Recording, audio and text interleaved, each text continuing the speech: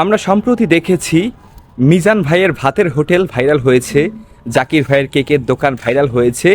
বিষয়টি তাদের দোকান ভাইরাল হয়েছে, বিষয়টি বলার উদ্দেশ্য সেটি না। ভাইরাল হওয়ার কারণে কিন্তু তারা লাখ লাখ টাকা সেল করছে, সেটিও বলা উদ্দেশ্য না। বলার উদ্দেশ্য হচ্ছে কার কপাল কখন কীভাবে খুলে যায় আপনি বলতে পারবেন না।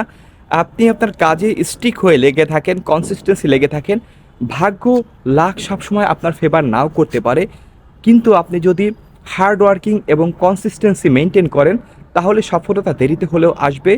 অনেকের কপাল হয়তো ছাপড়ি মার্কা কন্টেন্ট দিয়েও অনেকে কিন্তু ভাইরাল হয়ে যায়, উল্টাপাল্টা অশ্লীল কন্টেন্ট দিয়েও ভাইরাল হয়ে যায়, আবার অনেকে ভালো কন্টেন্ট দিয়েও ভাইরাল হয়।